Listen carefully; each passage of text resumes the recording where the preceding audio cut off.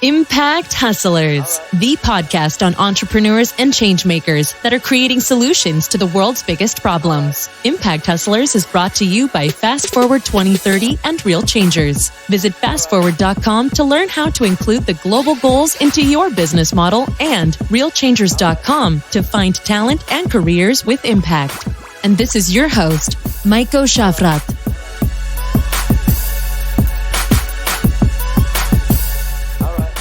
In today's episode, I speak to Lina and Tyler Christie, founders of Adia Health, a startup that helps couples test and improve their fertility with a simple at-home test.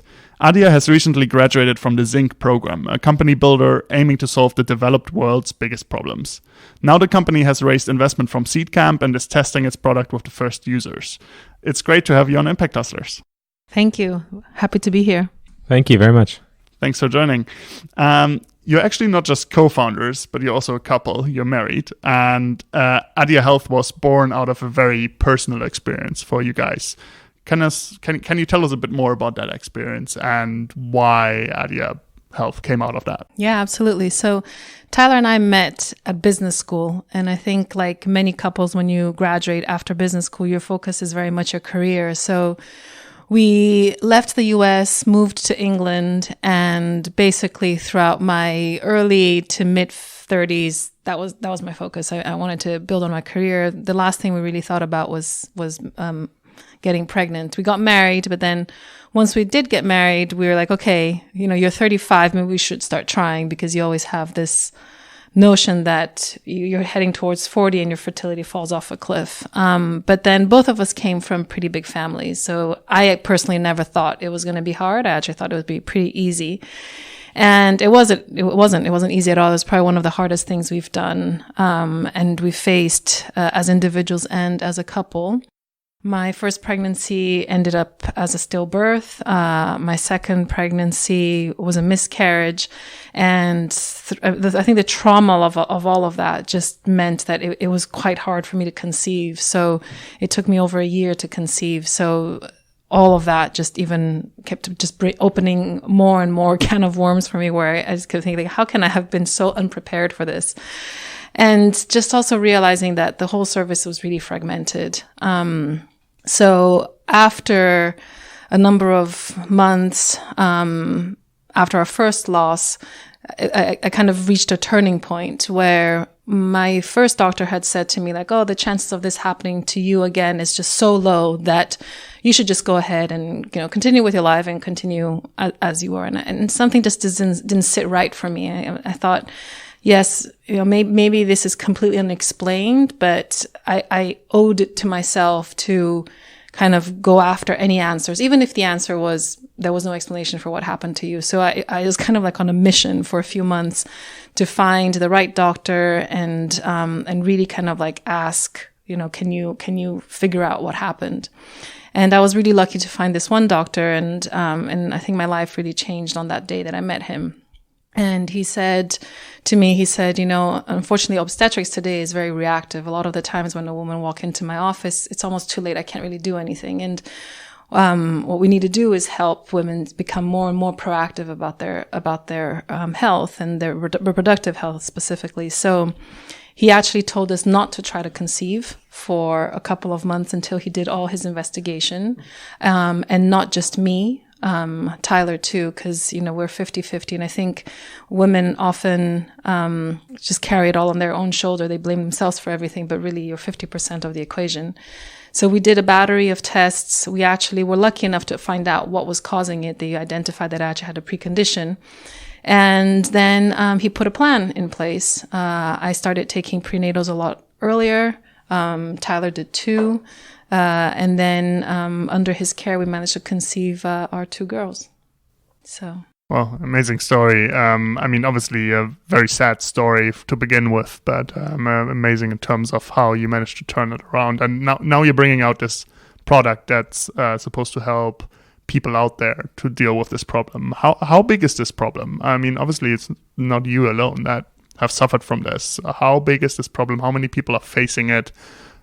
Yeah, can you quantify that? Millions of women. 30% of couples struggle with subfertility.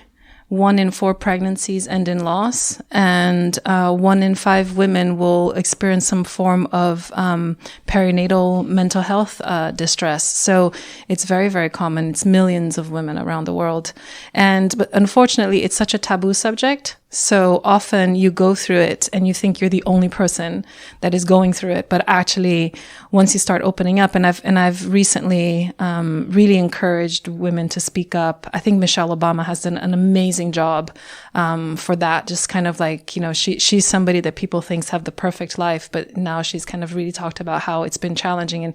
And when you take a step back, a ton of women around the world is having this challenge, but they feel so ashamed to talk about it. So once you start talking about it, that's when you realize, like, I am really not alone. Like, there's a ton of women out there going through this, and that's why I think we're in this point where there's a massive wave around changing their services, changing the way we talk about it, and changing how women demand help and support for it all.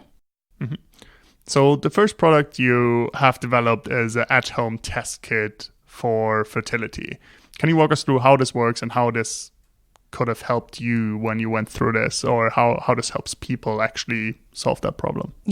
So we've partnered actually with another seed camp portfolio, Thriva, and they help us deliver the at-home test. And it's very easy. You receive a kit at home, you take a little finger prick, and you fill up a vial and you send it to the labs, and then we get the results. We've worked together with a fertility specialist from St. Mary's Hospital who basically developed the panel of the fertility hormones that we need to diagnose. And through that, we're then able to understand a woman's actual egg reserve, whether she's ovulating regularly, and her general hormonal health.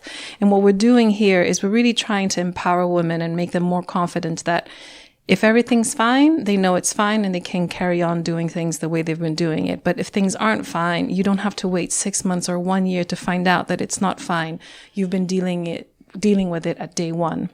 And what we really want to do is eventually, now we have most of the women who come to us, they're already in the path of trying to conceive, and we want to start moving that dialogue to a lot earlier.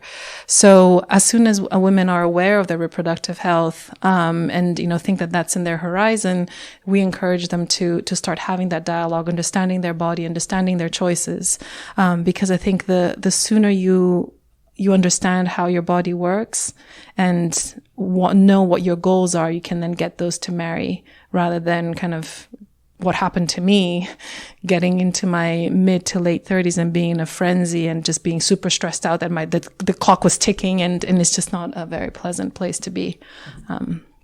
So that's kind of like our step one.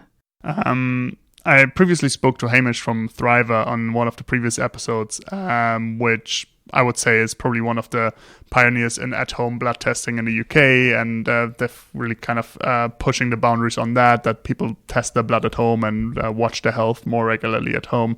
And your solution is similar in terms of the approach that I test at home as well. Do you think there's a general trend that we'll be doing and watching our health much more closely at home and not have to rely on doctors? Or are you part of the bigger trend here, or is this just a step to the big vision? Yeah, I mean, I think there is a trend where not just women but men, but I think people in general want to take a bit more control of their health, and they don't necessarily want to be going to a clinic and booking and taking a few hours out of your schedule to go to the clinic or book and wait and all that. So there's a trend of people wanting to just have the ease of it, and I think technology has really kind of bridged that gap. I think also it's important to put tests though where tests belong, because I think we ought to facilitate and help people test and identify issues early, but you need to provide the right support at the same time, because not everybody will be within range. There will be people who will be, some problem might be identified, and that's what we want to do. So if there's something wrong, we want to be able to identify it early, but it's really important that you then provide the right support for these people along their journey. So it's not about cutting out completely the medical medical experts and the medical support, but is really kind of empowering people to have that dialogue a lot sooner and a lot more informed. Because I think, I know I remember getting those reports from the labs and going, what does this mean? So for example, our report really contextualizes the science, breaks it down into a way where it's very kind of consumer friendly. But the whole database has been developed by the doctors. It's just that the way it talks to somebody, it's in a way that you can really understand.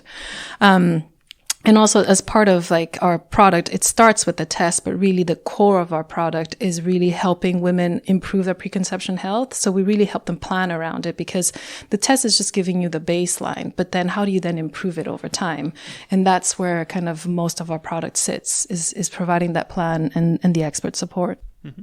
Yeah, and one thing, I've actually had a very long relationship with the healthcare industry. My father was a cardiologist in the United States, and so I've seen this evolution of healthcare over several decades. And, it doesn't take much to look in the news and find that we basically are facing a crisis of, how are we going to deliver quality healthcare to an aging population or a changing population. And whereas a lot of healthcare services, like what we're talking about here, are reactive, that gets to be very expensive. And so I don't see another way, frankly, and I don't see any other better ideas or solutions besides providing, lower cost, more easily accessible, proactive care that keeps people from having to even go into the system, or at least helps to route them to where they're going to get the best, care in the system. So instead of going to a GP and then getting referred and going into, that all adds cost on the system that is just not going to work, and obviously is not working for a lot of people. So when we think about it as a trend,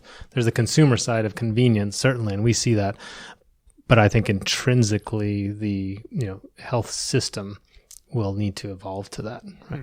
And we're seeing it across a lot of different areas, not just in this, but when you even think about diabetes, or like my father's area, heart disease, and unfortunately, that's taking longer than what my father would have hoped in the 90s. But I think we will get there, and there's a lot of innovation and services to do that, whether it's Babylon Health or Thriva or others, and that's really awesome to see. So what I spoke about with Hamish, and I think you guys are on the same trend, is there's really this big need for prevention, right? Like the whole healthcare system is focused on dealing with the results of a lot of things that could be prevented, but you only go to the doctor once, it's already too late, right? So that's the exciting thing, I think, to see, like you can actually test at home when you feel perfectly fine, but you can prevent certain things from happening, right? Yeah, and the unique thing about fertility, we think, and not wholly unique to fertility, but I think it's particularly sort of relevant in fertility is that it's really a journey. Whereas if you have a symptom for a disease and you go into healthcare and you get that solved, it might be a month or two issue. But when you're planning to get pregnant, you're trying to get pregnant, you conceive or you struggle to conceive, that can be a multi-year issue. Then maybe you have another kid and you go through it again. And so what we focus on actually is, what we think of as care pathways and a real journey that people have. So when you think about these tests, it's great to have the tests. And there are others who are providing tests, but it's really important to provide that within a context of where a user's at, their age, their history, a context, and a lot of current labs or clinics that just give you the, anti-Mullerian hormone test result figure, but don't really help you interpret that or understand how that fits into your life. Don't help people with that journey. And often, what we see with some women is that it's actually a disservice sometimes because they get very scared and they don't know what to do with that. And so it's really important. And I think we'll see that even more in healthcare of providing people, assisted journeys throughout their pathways, especially for chronic conditions or long-term conditions where it takes kind of persistent care to help people through that, such as cancer or even diabetes or other areas. And fertility, we can certainly see, as you can see from our story, it's definitely a journey, right? I'd like to focus on an issue, and it's good to have you here, Tyler, as well for that, is when I researched the topic a bit, it seems really like everybody's talking about fertility as a woman's issue or something that women have to worry about, and a lot of content out there is focused on women. And when I went to your website, one of the first things I saw is actually, Tyler, your blog post about how your experience affected you and so on, which I found quite great to see, like in terms of, this is not just a woman's issue. This is a issue for couples, for both men and women. So how do you think about that? And in terms of what's your approach as well to kind of get this awareness out?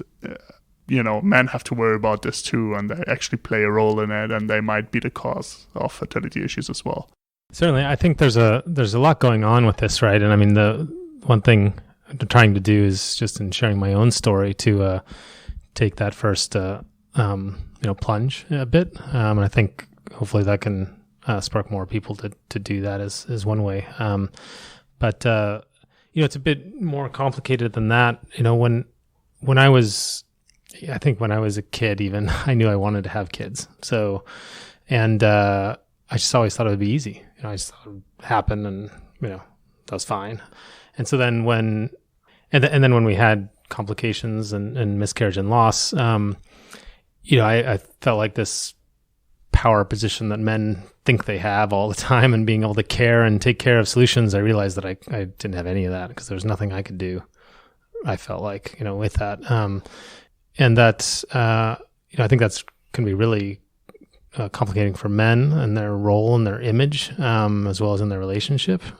And so making people understand that, that's actually not too uncommon to have some of those challenges, and that then also there are things that you really can do will be, really helpful for people. And so what we want to, do is, empower women to have those discussions with their partners, and empower men with the information they need, in a format that's digestible for them.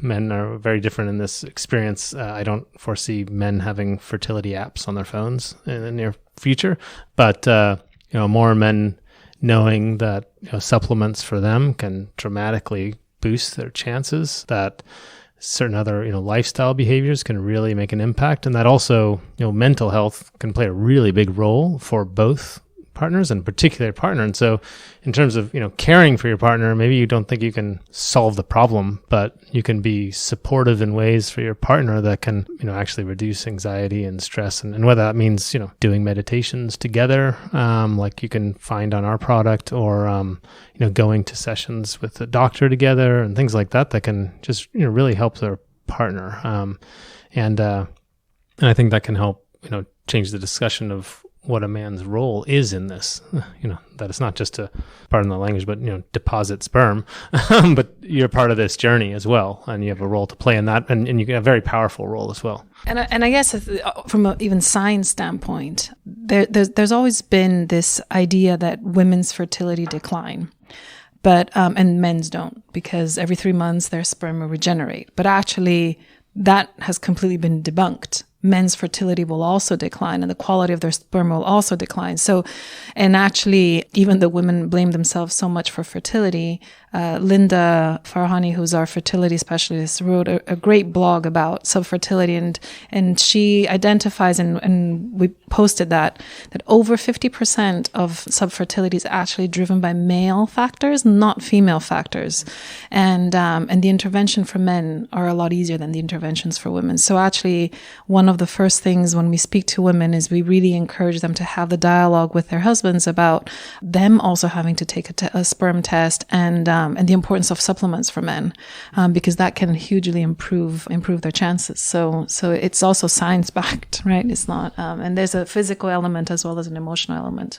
You just mentioned you're working actually with a range of experts on fertility, and you're looking to you're backing your product in science, right? I'd be interested, how do you translate the scientific insight that probably you went through the process from not knowing much about it to actually talking to the people and researching it, and working with top scientists in the field to actually translating that into a product?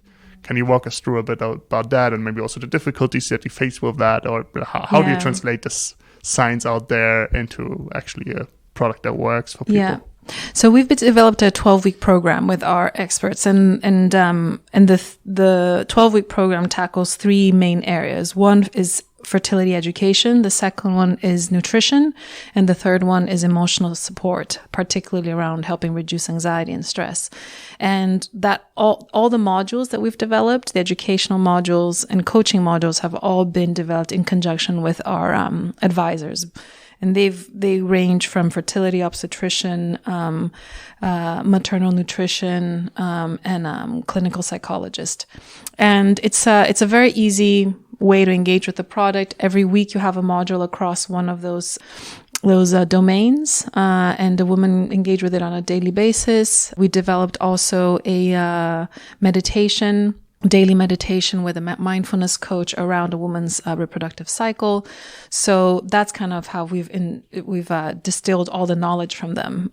We've created these modules written by them, actually, by all the doctors. And what they've done is trying to just filter the latest science into very tangible steps that women can take in their lifestyle to improve their fertility. Mm-hmm. When you're developing this product, do you think there's a need, or when you went through it, was there a need to come up with radically different testing methods?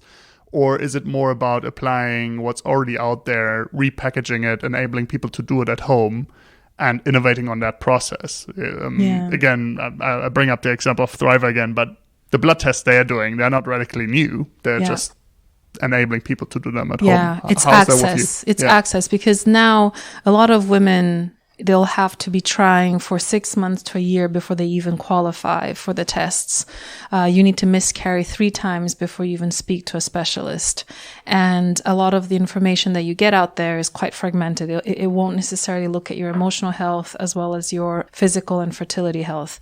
And what we're doing is we're breaking down the access barrier. So on our platform, you order the test at any point, at any age, even before you start trying.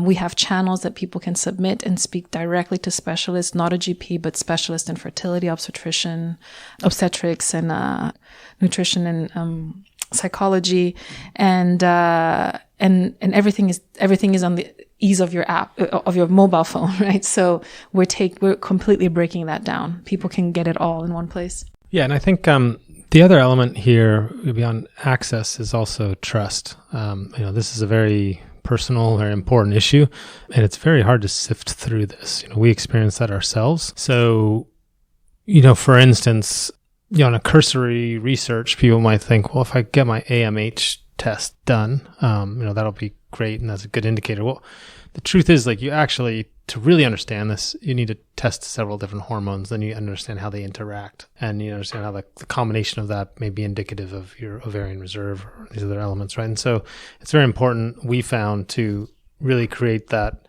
sort of trusted, researched product. We could probably sell individual hormone tests at a lower price, and maybe that would be easier for people, but it'd be very misleading. We see that happening in other areas. And so I think the other element around that is really, having been us getting into the science, working directly with these leading experts in the field to ensure that we're really putting the right quality of tests together. Mm-hmm. Throughout this journey, from facing these issues yourself to creating a solution to it, if you reflect on this journey, what do you think, for you personally, what's been the biggest misconception that you had initially, or the biggest learning that you had throughout this journey that you might want to share with people that are in similar situation now? Is there anything that you would now advise people that you wish you knew when you started out or when you had this problem yourself? I'd go back to the taboo topic. I think when something is very taboo, you delay diagnosis, you delay treatment, and you create an environment that's just very hard for somebody to thrive in. And I underestimated how much of that taboo affected me personally when I was going through it, and even now encouraging women to talk about it. I think it's a little bit of a learning curve for everybody, for all women, that it's fine to talk about it, it's fine to share. And I go back to like the Michele Obama example and other celebrities, actually. And I think that will really kind of help move the needle and move it a lot faster, because, we even have users that will come to us and they still feel very ashamed about it. They'll even feel ashamed talking about it to their partners. So it's very, very much ingrained in our culture, that this is a difficult topic. And I think I underestimated how much it had affected me when I was going through it, and how much it's still very prevalent across the board. Yeah, and for me, somewhat linked to that is when you take a step back from this, you think about it, it's just shocking that people don't have a plan. Like, and I didn't have a plan. I knew for decades that I wanted to have kids. I had no plan. I hadn't thought about it. Like, I think I'm a decently educated person, but it's like idiotic, right? Like when you now take a step back after all that we went through and all we learned and all that we learned that we could have known beforehand. And then you talk to people and nobody has a plan for this, right? But it's arguably one of the most important things in their lives, so that's just shocking. And I think that's a behavior that's going to change, and a behavior that we want to change, and somewhat to make that both more proactive but an empowering thing for people as well. And I think that's to me, really the eye opener of disjoin between how important this is and how little we actually plan for it and get on top of it. When you look at the next 10 years, maybe you're just at the beginning of your company, you've achieved a lot, but if you look at the next 10 years, what's the sort of world you're trying to help create with your company? What world do you want to live in 10 years where you might be able to contribute with Adia? I mean, we're starting now with fertility and conception, but our goal in 10 years is really to develop a product that handholds a woman throughout all the life stages in her reproductive health, all the way to menopause. Because talk about another taboo subject is the whole perimenopause and menopause life stage. So it's really kind of being able to see our product develop all through all of that. And, and as we're growing, as we're learning, as we're understanding and having, more knowledge of interventions and their impacts, is honing our product to become a lot more personalized and a lot more predictive, so that anybody who comes onto the platform, we can understand their context and be able to predict already what a future care pathway would be for them. Yeah, and I mean, for me, it's going back to this plan. Like we have a plan for our college education for our kids. We have a plan for our retirement. All of this. I want to see 80% of people plus having a plan for their fertility, and ideally to have that globally, and we see this need in developed countries as much as in emerging markets, as we're starting to see some users come on from places like Kenya that don't have access to care, don't have good quality care, but this type of education can be empowering still about what they can do and how they can think about that, in their own context. And so more that we can help empower people with that plan that's also personalized to their context, their situation, their goals. I think that can be incredibly empowering for people and really change, systemically change this area of health. Thanks very much. With that, we're already wrapping up. Thanks very much for taking the time and for spreading this message and making people aware of it. I think it's a really good beginning that we start talking about this more, but it's even more amazing to see that you guys actually developed a solution to this. So I wish you all the best on that journey, and thanks for joining me today. Thank you. Thank you very much. Thanks. This was Impact Hustlers. Impact Hustlers is brought to you by Fast Forward 2030 and Real Changers. Visit fastforward.com to learn how to include the global goals into your business model, and realchangers.com to find talent and careers with impact.